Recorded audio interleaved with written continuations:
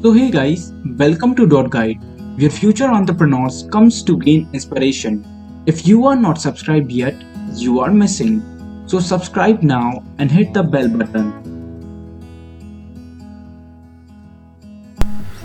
So guys, ऐसे क्या 10 facts हैं न्यूरोलिंक के बारे में जो हमें जानने की जरूरत है।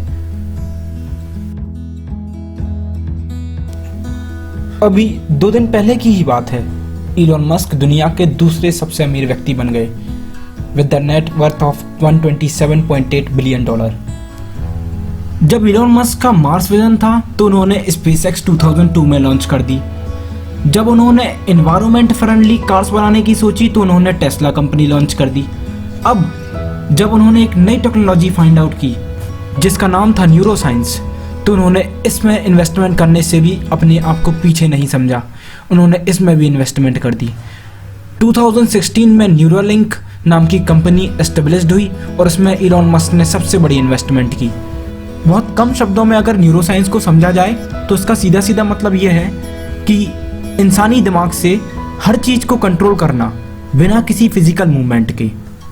वैसे देखा जाए तो न्यूरोलिंक का जो इनिशियल गोल है वो है स्मार्टफोन को अपने दिमाग से कंट्रोल करना, लेकिन इसके बहुत सारे गोल्स हैं जैसे internet of things, self driving cars और मशीन लर्निंग, इन सब चीजों को दिमाग से कंट्रोल करना।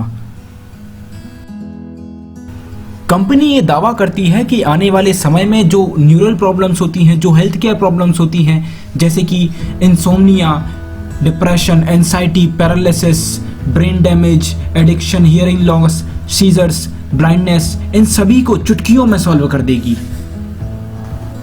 जरा सोचिए कि आप बिना किसी हेडफोन के अपने गाने अपने दिमाग में ही सुन रहे हैं। Yes, it can be possible and it can be possible through Neuralink. Neuralink एक चिप इंट्रोड्यूस करेगी जो कि इंसानी ब्रेन में डाल दी जाएगी और फिर ये चिप हमारे ब्रेन की हर एक फंक्शनैलिटी को मेंटेन करेगी और इनपुट्स और आउटपुट्स सिग्नल्स के बीच में एक ब्रिज की तरह काम करेगी। न्यूरोलिंक शुरू से ही इस चिप की साइज को छोटा करने की कोशिश कर रही है ताकि ये ब्रेन में सेट हो सके। अगर आप ध्यान से देखें तो इस फिगर में दिखाया गया है लास्ट समर की बनाई हुई चिप जो कि इतनी बड़ी थी, लेकिन अभी की जो चिप है वो काफी छोटी हो चुकी है। ये 2020 का वीडियो है। कुछ एक्सपर्ट्स का मानना है कि ये जो चिप हमारे ब्रेन में डाली जाएगी ये सराउंडिंग सेल्स को डैमेज कर देगी। और इसी बात के चलते कॉग्निटिव साइकोलॉजिस्ट सुजैन श्नाइडर ने तो यह बोल दिया है कि ये ह्यूमन माइंड के लिए एक सुसाइड की तरह होगा। It will be a horrific brain drain. There will be a point at which you will end up your life using this chip. इस चिप के बन जाने से एक पॉजिटिव पॉइंट ये होगा कि जो आने वाले समय के जो रोबोट्स हैं जो अपनी मर्जी से काम करते, उनको अब हमारे ब्रेन के अनुसार काम करना पड़ेगा। सर सर्जी ब्रेन ने एक बार कहा था कि एआई को एआई ब्रेन ही ओवरकम कर सकता है और वो एआई ब्रेन ये चिप बन सकती है। और यही कारण है कि इलॉन मस्क न्यूरोलिंक को लेके इतने उत्साहित हैं। इस चिप का इस्तेमाल करने से आप हर वो चीज जो आपने एक्सपीरियंस करी हुई है उसको 100% दोबारा से सामने एक्सपीरियंस कर पाएंगे। फॉर एग्जाम्पल, आप एक बीच पे गए तो उस बीच की पूरी रिमेम्बरिंग आप एक फिल्म की तरह अपने टीवी पे देख पाएंगे।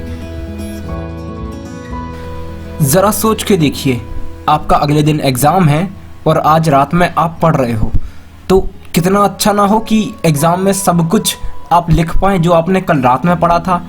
Yes, it can be possible and it can be possible through this chip.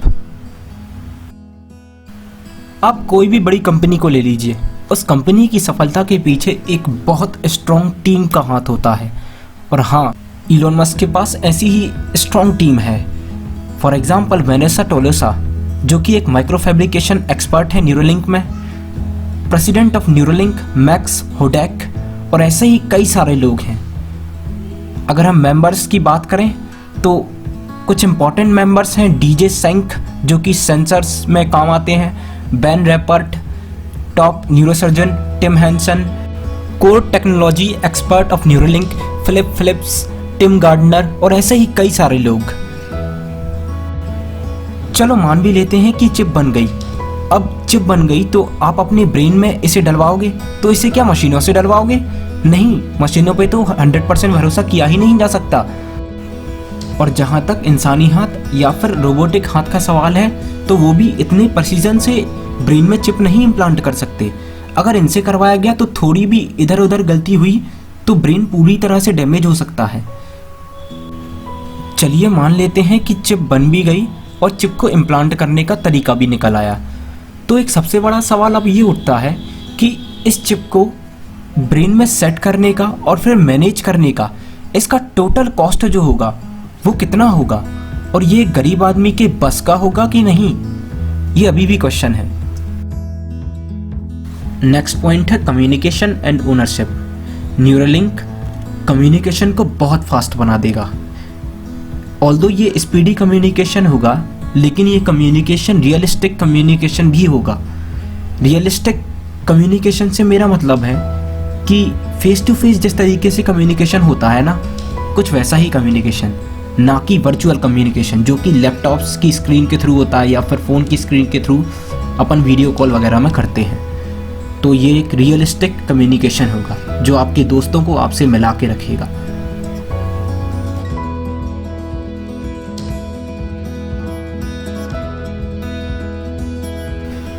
मान लीजिए कि पिछली सारी की सारी प्रॉब्लम सॉल्व हो गई, लेकिन अभी भी एक क्वेश्चन ये बना रहेगा कि न्यूरालिंक को ओन कौन करेगा। ये जो इतना सारा डेटा यहाँ से वहाँ ट्रैवल होगा लोगों का, उसको ओन कौन करेगा और उसके राइट्स किसके पास होंगे?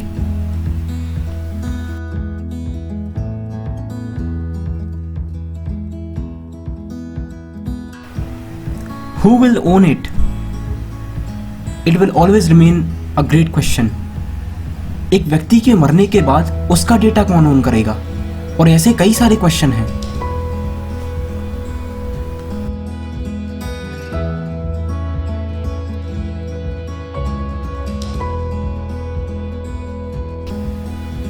Our next point is the 3 picks of Neuralink.